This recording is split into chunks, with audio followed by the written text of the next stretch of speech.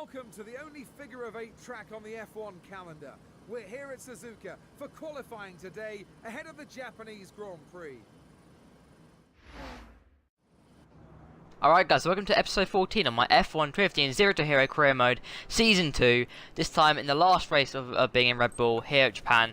And obviously we're leading the championship. Obviously after the last episode we're leading it by quite a long way. Obviously we won Singapore, which was great. And we're here once again trying to do the same job if possible. But I think it's going to be a bit more tricky around here because obviously straight line speed are a little more straight around this track, so it means that the power is going to be a bit down for us. But straight into qualifying right now, and it's actually raining here in quali. And which was a surprise. It was dry at first and then it was started to rain. So this is actually our only lap. This will be our fastest lap time, so we had to make it perfect. So last sort of couple of corners we needed a good exit from here, and the car felt really hard to drive. I mean, I couldn't hook up really. I mean, in terms of like how much understeer there was, obviously the wet conditions, how damp it was, it's quite difficult to drive. But here, heading into our fastest lap here, obviously our only lap, our first lap of the session. Here again, Senna mixed into the first corner. I actually tried to misjudge that first turn a little bit. We didn't get it completely right on the second gear, at the third. Not getting our gearing right, unfortunately, and I'm through the S's, which is so fun. I love these S's section. I love it. It's fast, just like left and then right, and then just leaving it in fourth gear, just keeping the car tight to the apex. Get a nice exit through here. I lifted off a little bit there. Actually, I should have been a little bit more patient there. A bit on the curb there, a bit wide as well, but not too bad otherwise. First, I did pretty good, and this is fast. This fast bit here. I love this. Absolutely, just love this track. I think it's a great track. And this hairpin here, very tricky to get right actually, down to around about second gear here.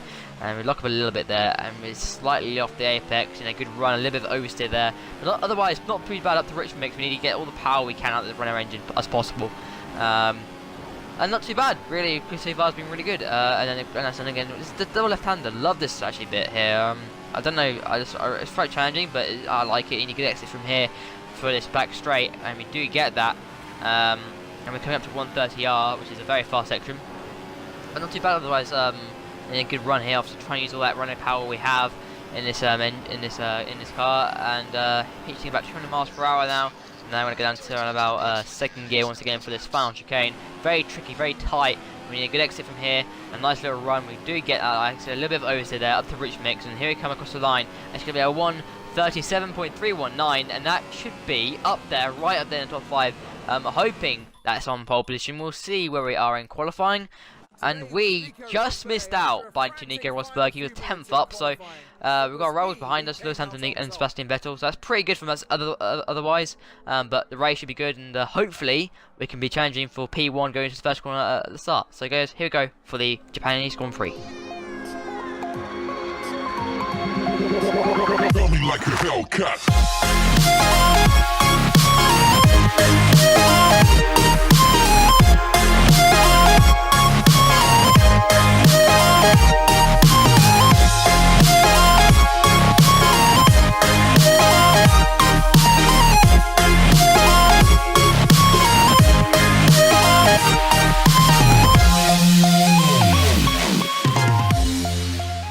For the Japanese Grand Prix. Here in P2, sandwich between the two Mercedes of Rosberg and Hamilton, and we have a really good start here hopefully. And here we go for the start here. We're in for 5 red lights here.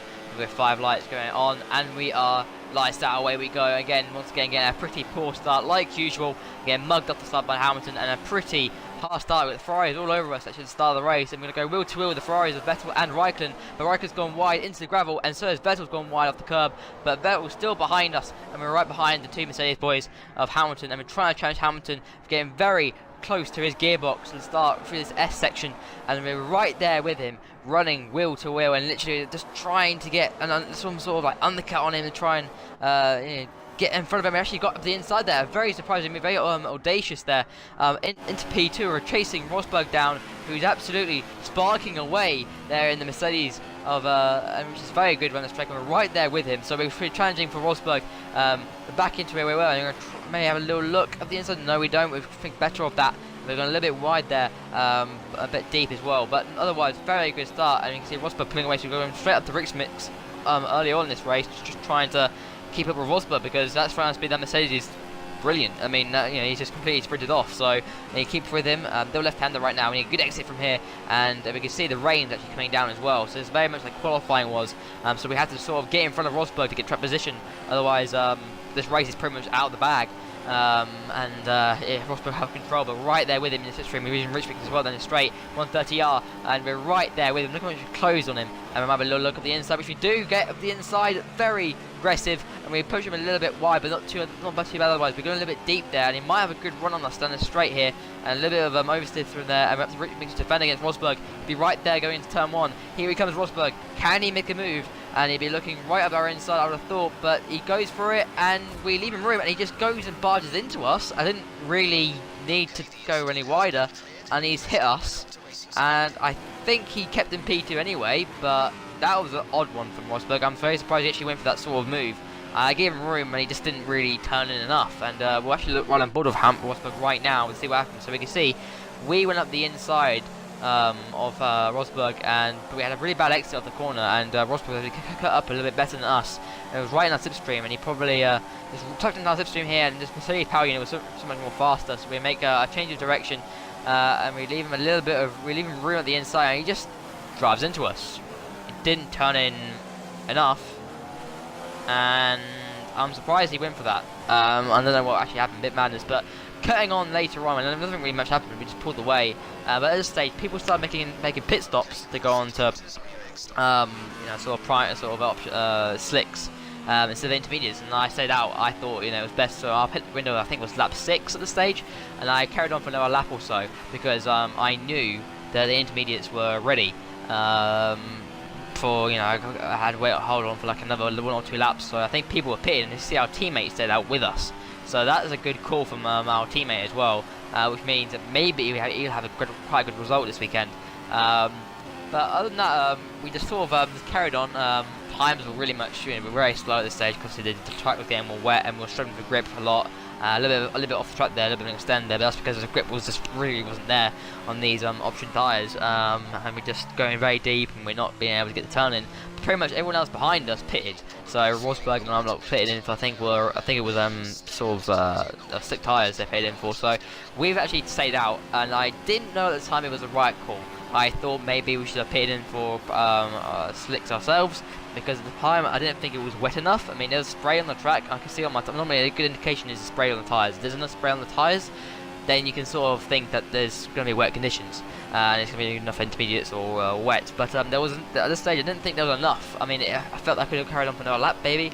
But other than that, I just carried on and came this lap instead, and just risked it, because you never know really. In this stage, we're leading the championship, pretty much got it in hand, and after this race we've got the Williams to go, and we've got the Ferrari and the Mercedes, so we can do anything we want here. We're coming into the pit right now for our intermediates instead of slicks like other people have done. It's a bit different from us, and I think our teammates coming in the same lap as well, so I don't know if he might be okay. I think the Red Bulls will probably do a double stop here with Kvyat as well, our teammate. So I don't think it'll cost him too much, because sometimes obviously if you pit in front of someone, your teammate, then that can hold him up as well, because they can't be not ready with the tyres. So we're going to rebuild into P1, and you can see I think everyone else has pitted back into the pits because they know that the intermediate conditions are this lap now, and everyone pitted a lap before us to go on slicks, because that's a normal strategy on this game where you come in like 6, and we're actually in front in clear air. And with Kvyat, I think Kvyat's actually come in front of Rosberg, so it means that now it's a Red Bull 1-2, and who would have thought that in Formula 1? Never seen that before for ages. So it's good for us to be on the intermediate tyres and just try and get used to them at this stage. And kind of like 13, if much happened. I think Kvyat got mugged by Rosberg and Vettel because of straight line speed, because they had better overall pace. But the race was pretty easy really for us. We didn't have any problems. Just going into the lap, some back markers right now, and the race was pretty easy after that. We made the right call, right strategy call, came in on the right lap, carried on for one more lap because you never know, and we timed it to perfection, and in the end of the day we won the race with the strategy, and that's great. Obviously we got in front of Rosberg, which was vital. You can see Mary parking the bus there a little bit there, not getting out of our way very easily, but other than that we've timed it very well, and it's again another advantage in championship. Rosberg needs the second place though, obviously, for him, because he's a bad couple of races, and we've played with him for the past 3 races, which is an odd one.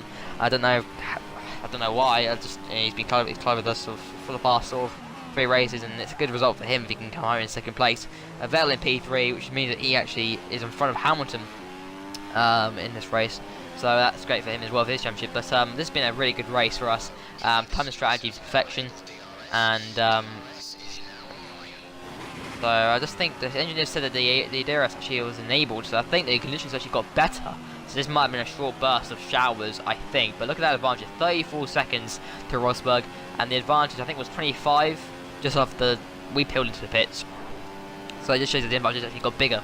So we had a very good right pace as well, like we had in qualifying, a really good pace. And yeah, this is just been a great performance really, and I couldn't really fault anything. I really enjoyed the race. I like this track a lot. And coming through the last corner now, here we come.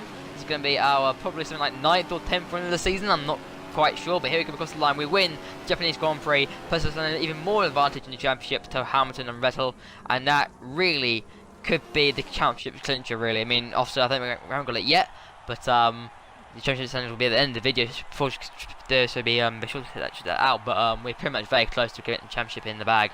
And with Williams next, and Ferrari and Mercedes, we might do something special. I'm not sure what we're going to try and do with that, but other than that, fantastic result for us, guys. Hope you guys enjoyed the video. Leave a like and subscribe for more ways to content on the channel, and the support is always welcome.